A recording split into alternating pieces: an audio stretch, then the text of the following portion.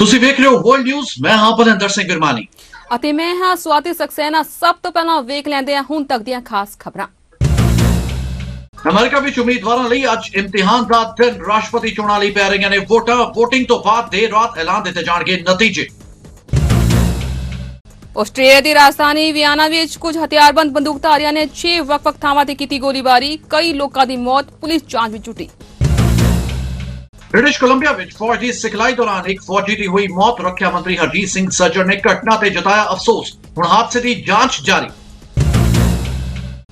Toronto ਵਿੱਚ TPAR club ਦੇ Scotia bank waterfront virtual marathon ਨੂੰ ਕੀਤਾ ਪੂਰਾ। ਦੂਰੀ ਬਣਾ ਕੇ ਚੱਲਣ ਦੇ ਅਹਿਮ ਨਿਯਮ ਦਾ ਕੀਤਾ ਪਾਲਣਾ। ਤੇ ਹੁਣ ਕਰਦੇ ਹਾਂ ਬੁਲੇਟਿਨ ਦਾ ਆਗਾਜ਼। ਅੱਜ ਅਮਰੀਕਾ ਵਿੱਚ ਰਾਸ਼ਟਰਪਤੀ ਚੋਣਾਂ ਹੋ ਰਹੀਆਂ ਨੇ ਤੇ ਫਿਰ ਰਾਸ਼ਟਰਪਤੀ ਟਰੰਪ ਵੱਲੋਂ ਦੂਜੀ ਵਾਰ ਫਿਰ ਤੋਂ ਅਮਰੀਕਾ ਦੇ ਰਾਸ਼ਟਰਪਤੀ ਬਣਨ ਦਾ ਦਾਅਵਾ ਕੀਤਾ ਜਾ ਰਿਹਾ ਹੈ। ਉਹਨਾਂ ਦਾ ਇਹ ਕਹਿਣਾ ਹੈ ਕਿ ਉਹਨਾਂ ਵੱਲੋਂ ਜੋ ਵੀ ਕੀਤਾ ਗਿਆ ਹੈ ਅਤੇ ਜੋ ਵੀ ਉਹ ਕਰ ਰਹੇ ਨੇ ਉਹ ਅਮਰੀਕਾ ਦੇ ਲੋਕ ਜ਼ਰੂਰ ਕਬੂਲ ਕਰਨਗੇ। We're going to have a great day, and I think we're doing extremely well with the votes. I think it's going to be a very interesting 3 days. It's going to be a very interesting Tuesday. We have a big red wave that has formed, as you probably noticed. We're doing very, very well with the African-American vote. We're doing very, very well with the Hispanic vote all over. And we're doing very well. It's going to be really something. I want to thank the Special Forces. We had a tremendous event happen, and really these are incredible people that do this. But it was a tremendous event, and we'll be giving you some details in a very short period of time. And it was something that had to get done because they were playing with American citizens. We can't let that happen. So we'll be talking to you about that at the appropriate time. But these are great people. These are the best in the world. There's nobody like them. And you know a little bit about it. I think people have started to hear, but we'll give you the details in a little while, okay? Have you thought a little bit about what you're doing on election night with the president? Yeah, I'll be perhaps between the White House and the hotel because, you know, we have I guess they have a limit. They placed limits on the hotel, which is unfortunate. They did that yesterday in Minnesota, the governor, and I think he's paying a very big price for it. We had thousands. We're going to have over 25,000 people. And you saw what went on there. It was ridiculous. And with all the problems that Minnesota has with riots and all the things, and I saved Minneapolis. They should have called me sooner. But we saved. I mean, you wouldn't even have a Minneapolis right now. And I think we're going to win Minnesota. And I think what the Attorney General did and what the governor did in Minnesota last night was very sad. Thousands and thousands of people were disenfranchised. I mean, they travel for miles and many miles to get there in some cases. They were staying there. I mean, they slept over. And then the governor makes a political move. I don't think it's going to help him. We want to win Minnesota. I think we have a really good chance. And I think he frankly gave us a better chance. America ਵਿੱਚ ਹੋਣ ਵਾਲੀਆਂ ਚੋਣਾਂ ਦਾ ਪ੍ਰਭਾਵ Canada ਵਿੱਚ ਵੇਖਣ ਨੂੰ ਮਿਲ ਰਿਹਾ ਹੈ। ਜੀ ਹਾਂ, ਕੈਨੇਡਾ ਵਿੱਚ ਅਮਰੀਕਾ ਦੀ ਐਮਬੈਸਡਰ ਕ੍ਰਿਸਟੀਨ ਹਿਲਮਨ ਦਾ ਕਹਿਣਾ ਹੈ ਕਿ ਉਹਨਾਂ ਨੂੰ ਅਮਰੀਕਾ ਚੋਣਾਂ ਨਾਲ ਕੈਨੇਡਾ ਦੀ ਆਰਥਿਕਤਾ ਤੇ ਪੈਣ ਵਾਲੇ ਪ੍ਰਭਾਵ ਦੀ ਕੋਈ ਚਿੰਤਾ ਨਹੀਂ ਹੈ। ਕੀ ਕਿਹਾ ਉਹਨਾਂ ਨੇ ਇਸ ਬਾਰੇ ਆਓ ਜਾਣ ਲੈਂਦੇ ਹਾਂ। As many Canadians are, we're all watching the elections very closely. We'll be watching on Tuesday night, and we will see how things play out. Ultimately, you know, the American people are going to engage in this process, have final results on election night. We even saw that in the midterm elections just 2 years ago, where there were several seats. It took quite a while for those seats to really, for those votes to be counted. This is of a bigger scale, as you were mentioning in the intro, because of all of the mail-in ballot at the Senate, House of Representatives, obviously in the White House, but also governors and state-level legislators, organized labor, business community. All of those relationships are relationships we foster all the time because they're actually all necessary for us in order to be able to happening out across the country. And they are continuing to do so. And they will, of course, be doing so on election night. I'll be reporting back to colleagues in Ottawa, giving them our perspective on how things are playing out. And probably up quite late that night, just as many Canadians. We look back to other elections, whether they're the White House election or others, regional elections.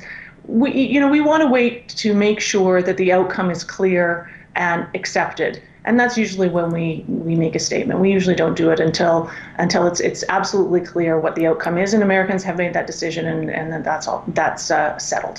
Austria the Rajdhani Vienna ਵਿੱਚ ਕੁਝ ਹਥਿਆਰਬੰਦ ਬੰਦੂਕਧਾਰੀਆਂ ਨੇ 6 ਵੱਖ-ਵੱਖ ਥਾਵਾਂ ਤੇ ਗੋਲੀਬਾਰੀ ਕੀਤੀ, ਜਿਸ ਵਿੱਚ ਪੁਲਿਸ ਮੁਤਾਬਕ 3 ਤੋਂ ਵੱਧ ਲੋਕਾਂ ਦੀ ਮੌਤ ਹੋ ਗਈ ਹੈ ਅਤੇ ਕਈ ਹੋਰ ਲੋਕ ਵੀ ਜ਼ਖਮੀ ਹੋਏ ਨੇ।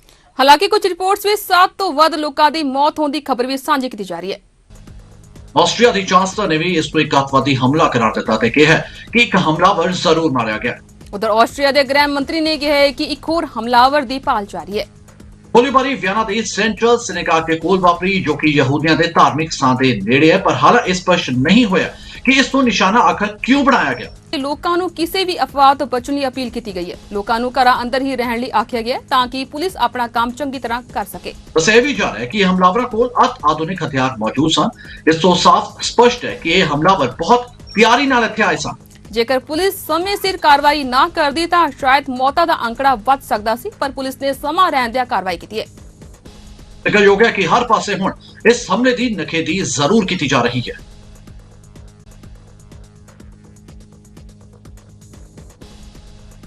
Upon hearing some shots downstairs, I looked down the window and I saw the attacker running into various bars and restaurants which are lined up on our street, and people running away, and this one or two attackers chasing them all over the street.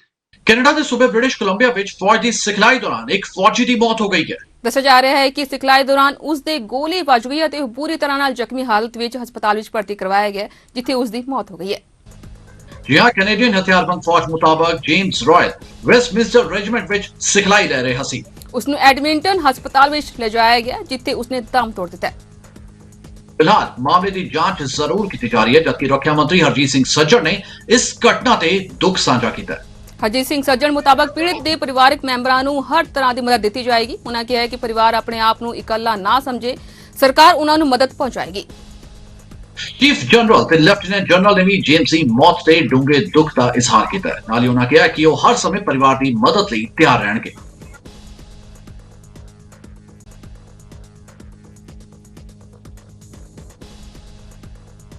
Canada ਵਿੱਚ ਹੁਣ ਕੌਮਾਂਤਰੀ ਮੁਸਾਫਰਾਂ ਨੂੰ 14 ਦਿਨ ਦੇ ਲੰਮੇ ਇਕਾਂਤਵਾਸ ਤੋਂ ਛੋਟ ਮਿਲੇਗੀ।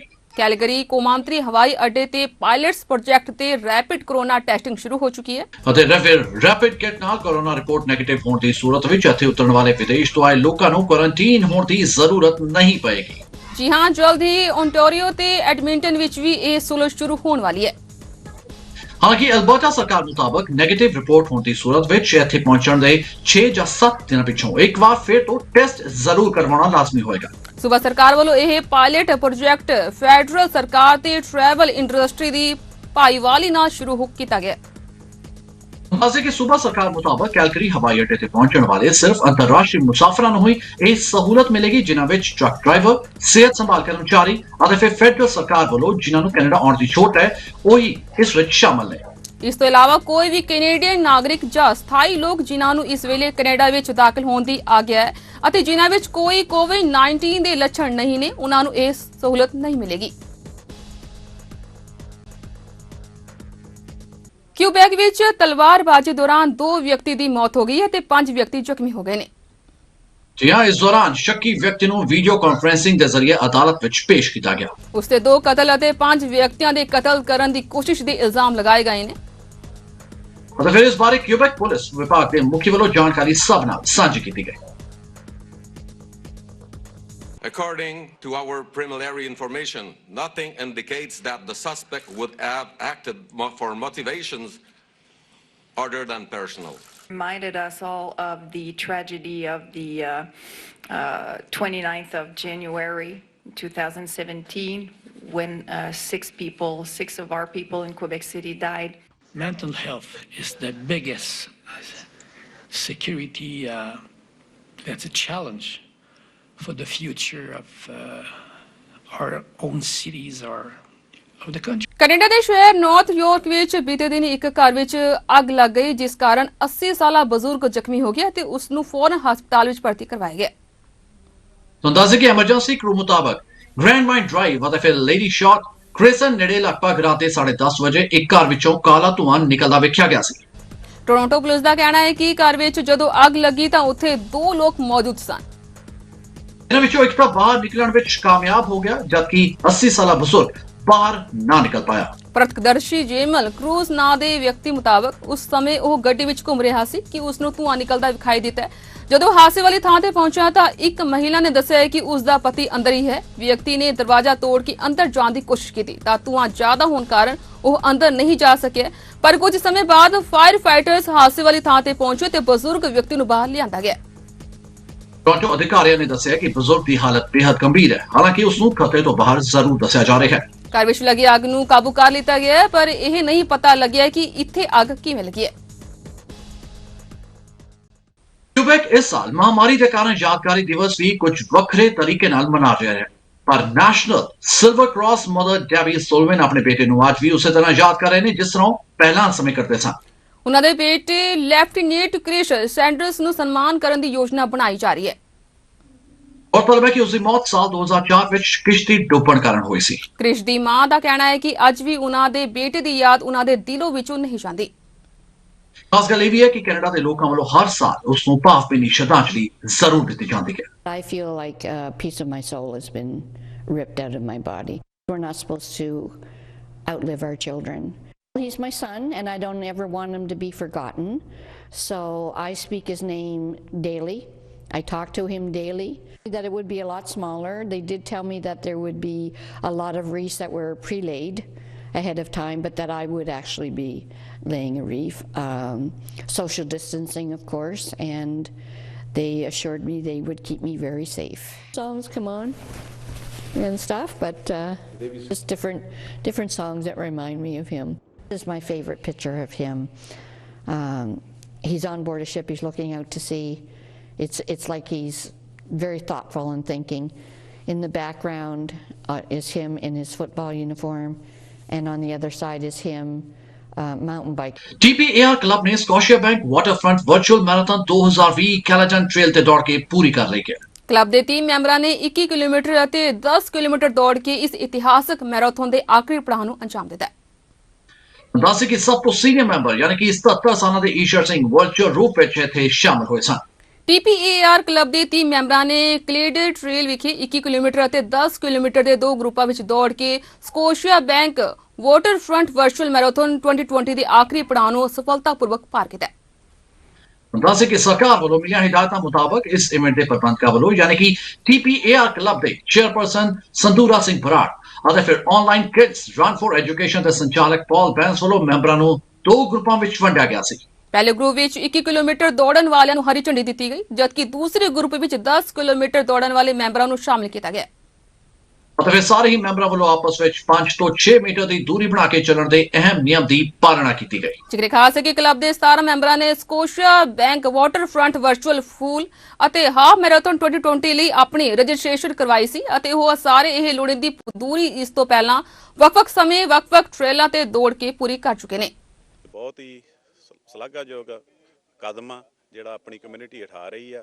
ਸਪੈਸ਼ਲੀ TPR ਗਰੁੱਪ ਇੱਕ ਥੋੜਾ ਸਮਾਂ ਹੀ ਹੋਇਆ ਹੋਣ ਚਾਹਿਆਂ ਨੂੰ ਤੇ ਕਾਫੀ ਬੰਦੇ ਇਕੱਠੇ ਕਰ ਲਏ ਇਹਨਾਂ ਨੇ ਤੇ ਇੰਨਾ ਵਧੀਆ ਕਦਮ ਆ ਕਿ ਅਸੀਂ ਅੱਜ ਵੇਖੋ ਠੰਡ ਦਾ ਦਿਨ ਆ ਤੇ ਦੌੜਨ ਲਈ ਸਕੋਸ਼ੀਆ ਬੈਂਕ ਮੈਰਾਥਨ ਲਾਉਣ ਆਏ ਆ ਤੇ ਇਹ ਬਹੁਤ ਖੁਸ਼ੀ ਦੀ ਗੱਲ ਆ।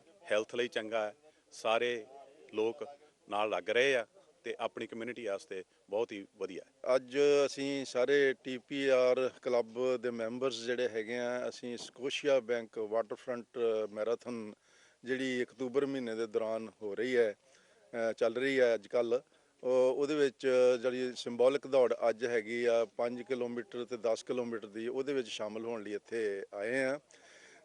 ਵੈਸੇ ਤੇ ਇਹ ਜਿਹੜੀ ਮੈਰਾਥਨ ਹੈਗੀ ਆ ਸਕੋਸ਼ੀਆ ਬੈਂਕ ਵਾਟਰ ਮੈਰਾਥਨ, ਇਹ ਹਰ ਸਾਲ ਇੰਟਰਨੈਸ਼ਨਲ ਲੈਵਲ ਤੇ ਧੂਮ ਧੜੱਕੇ ਨਾਲ ਮਨਾਈ ਜਾਂਦੀ ਹੈ, ਪਰ ਕਰੋਨਾ ਦੀ ਵਜ੍ਹਾ ਕਰਕੇ ਇਹ ਹੈ ਕਿ ਜਿਹੜੀ ਆ ਉਹ ਸਿੰਬੋਲਿਕ ਹੀ ਜਿਵੇਂ ਚੱਲ ਰਹੀ ਹੈ, ਜਿਹਨੂੰ ਆਪਾਂ ਵਰਚੁਅਲ ਕਹਿੰਦੇ ਆ, ਸਿੰਬੋਲਿਕ ਨਾਲੋਂ ਵਰਚੁਅਲ ਜਿਹੜਾ ਉਹ ਜ਼ਿਆਦਾ ਬੈਟਰ ਹੈਗਾ ਟਰਮ।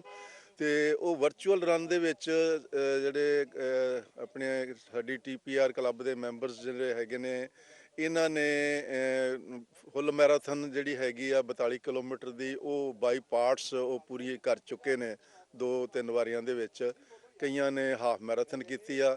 ਮੈਂ ਇਹਦੇ ਵਿੱਚ ਹਾਫ ਮੈਰਾਥਨ ਕੰਪਲੀਟ ਕਰ ਚੁੱਕਾ ਹੈਗਾ ਤੇ ਅੱਜ ਮੈਂ ਇਹਦੇ ਵਾਸਤੇ 5 ਕਿਲੋਮੀਟਰ ਲਾਉਣ ਵਾਸਤੇ ਆਇਆ।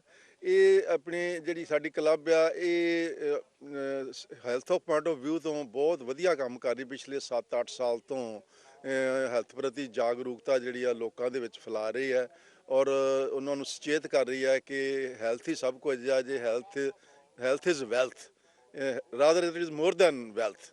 ਤੋ ਉਸ ਨਾਅਰੇ ਨੂੰ ਇਹ ਬੜੇ ਬਾਖੂਬੀ ਅੱਗੇ ਲਿਜਾ ਰਹੀ ਆ। ਮੈਂ ਜੀ ਇਹ ਤਪਾਰ ਗਰੁੱਪ ਦੇ ਨਾਲ ਤਪਾਰ ਗਰੁੱਪ ਰਨਿੰਗ ਕਲੱਬ ਦੇ ਨਾਲ ਹੈਗਾ ਜੀ ਇਹਨਾਂ ਦਾ ਮੈਂਬਰ ਤੇ ਅਸੀਂ ਅੱਜ ਸਕੋਸ਼ੀਆ ਬੈਂਕ ਮੈਰਾਥਨ ਰਨ ਕਰਨ ਲਈ ਆਏ ਹਾਂ। ਇਹ ਜੀ ਵਰਚੁਅਲ ਰਨ ਹੈ।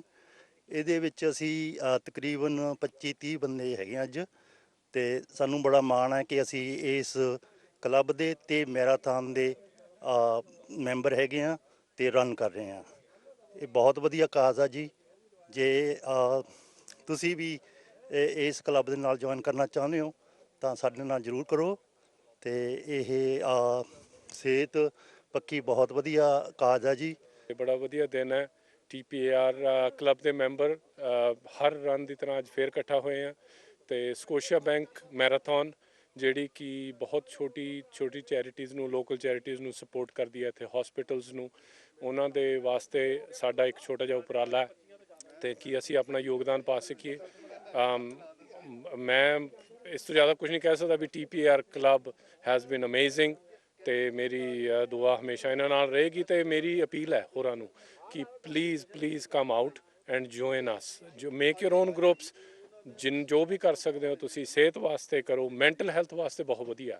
ਇਟ ਫੀਲ ਸੋ ਗੁੱਡ ਜਦ ਤੁਸੀਂ ਬਾਹਰ ਆਉਂਦੇ ਹੋ। ਅੱਜ ਜਿਵੇਂ ਅਸੀਂ ਆਏ ਹਾਂ ਮਤਲਬ ਘਰੇ ਪਏ ਰਹਿੰਦੇ ਤਾਂ ਤਾਂ ਪਏ ਸੀ ਪਰ ਇਟਸ ਫੀਲਿੰਗ ਅਮੇਜ਼ਿੰਗ ਹੈ। ਦੱਖਣੀ ਆਸਟ੍ਰੇਲੀਆ ਦੇ ਪ੍ਰੀਮੀਅਰ ਸਟੀਵਨ ਮਾਰਸ਼ਲ ਨੇ ਵਿਕਟੋਰੀਆ ਦੇ ਲੋਕਾਂ ਲਈ ਰਾਇਤੀ ਸਖਤ ਸਰਹੱਦ ਪਾਬੰਦੀਆਂ ਵਿੱਚ ਹੁਣ ਢਿੱਲ ਦੇਣ ਦਾ ਖਾਸ ਐਲਾਨ ਕੀਤਾ। ਉਨ੍ਹਾਂ ਕਿਹਾ ਕਿ ਵਿਕਟੋਰੀਆ ਹੋਟਲ ਇਕਾਂਤਵਾਸ ਦੀ ਬਜਾਏ 14 ਦਿਨਾਂ ਲਈ ਘਰ ਵਿੱਚ ਹੀ ਕੁਆਰੰਟੀਨ ਵਿੱਚੋਂ ਲੰਘ ਕੇ ਰਾਜ ਵਿੱਚ ਦਾਖਲ ਹੋਣਗੇ। ਮਾਰਸ਼ਲ ਨੇ ਵੀ ਕਿਹਾ ਕਿ ਵਿਕਟੋਰੀਆ ਵਿੱਚ ਲਗਾਤਾਰ ਚੌਥੇ ਦਿਨ ਕੋਰੋਨਾ ਵਾਇਰਸ ਮਾਮਲੇ ਨਾ ਦਰਜ ਹੋਣ ਤੋਂ ਬਾਅਦ ਉਹ ਪਾਬੰਦੀਆਂ ਵਿੱਚ ਢਿੱਲ ਜ਼ਰੂਰ ਦੇ ਰਹੇ ਨੇ। ਉਨ੍ਹਾਂ ਮੁਤਾਬਕ ਸੂਬਾ ਇੱਕ ਅਜਿਹੀ ਸਥਿਤੀ ਵਿੱਚ ਹੈ ਜਿੱਥੇ ਵਿਕਟੋਰੀਆ ਨੇ ਬਹੁਤ ਚੰਗਾ ਕੰਮ ਕੀਤਾ ਹੈ। ਨਾਲ ਹੀ ਉਹਨਾਂ ਨੇ ਦੱਸਿਆ ਕਿ ਸਰਕਾਰ ਨੇ ਸਥਿਤੀ ਤੇ ਕੰਟਰੋਲ ਕਰ ਲਿਆ। ਮਾਰਸ਼ਲ ਨੇ ਕਿਹਾ ਕਿ ਇਹ ਯੋਜਨਾ ਬਣਾਈ ਗਈ ਸੀ ਕਿ ਵਿਕਟੋਰੀਆ ਦੇ ਲੋਕਾਂ ਦੇ ਲਈ 14 ਦਿਨਾਂ ਦਾ ਘਰਾਂ ਵਿੱਚ ਇਕਾਂਤਵਾਸ 2 ਹਫ਼ਤਿਆਂ ਦੇ ਅੰਦਰ ਹੋਟਲ ਕੁਆਰੰਟੀਨ ਨੂੰ ਤਬਦੀਲ ਕਰ ਦੇਵੇਗਾ। ਭਾਵੇਂ ਕਿ ਰਾਜ ਦੇ ਸਿਹਤ ਅਧਿਕਾਰੀ ਵਿਕਟੋਰੀਆ ਵਿੱਚ ਮਾਮਲਿਆਂ ਦੀ ਗਿਣਤੀ ਬਾਰੇ ਨਿਗਰਾਨੀ ਕਰਨਾ ਜਾਰੀ ਰੱਖਣਗੇ।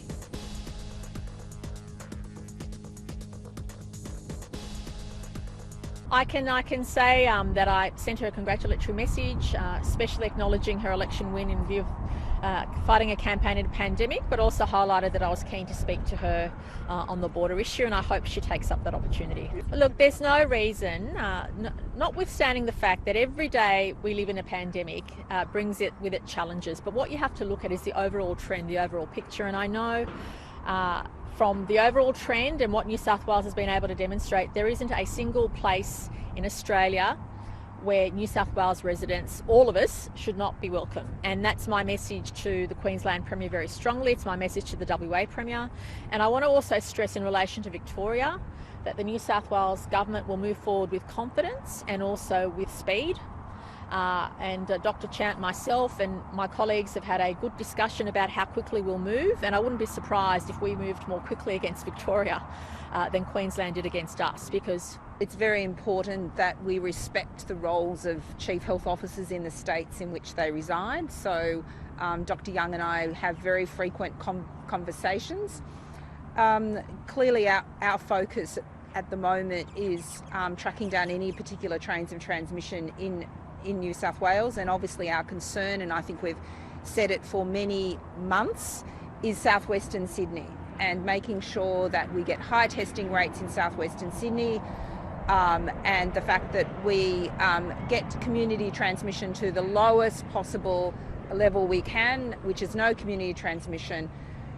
We work collegially with our Queensland health colleagues and will continue to do so. ਤੇ ਫਿਲਹਾਲ ਅਸੀਂ ਆਪਣੇ ਦਰਸ਼ਕਾਂ ਨੂੰ ਦੱਸਣਾ ਚਾਹਾਂਗੇ ਕਿ ਜੇਕਰ ਤੁਸੀਂ ਸਾਡੇ ਕੋਲ ਕਿਸੇ ਵੀ ਤਰ੍ਹਾਂ ਦੀ ਕੋਈ ਖਬਰ ਭੇਜਣਾ ਚਾਹੁੰਦੇ ਹੋ ਜਾਂ ਫਿਰ ਸਾਡੇ ਨਾਲ ਕੋਈ ਵੀ ਜਾਣਕਾਰੀ ਸਾਂਝੀ ਕਰਨਾ ਚਾਹੁੰਦੇ ਹੋ ਤਾਂ ਬਹੁਤ ਹੀ ਸੌਖਾ ਤਰੀਕਾ ਹੈ। ਤੁਸੀਂ ਸਾਨੂੰ ਸਾਡੇ ਈਮੇਲ ਪਤੇ ਰਾਹੀਂ ਸੰਪਰਕ ਕਰ ਸਕਦੇ ਹੋ। ਜੀ ਹਾਂ, ਸਾਡਾ ਈਮੇਲ ਪਤਾ ਹੈ info@cktimetv.com।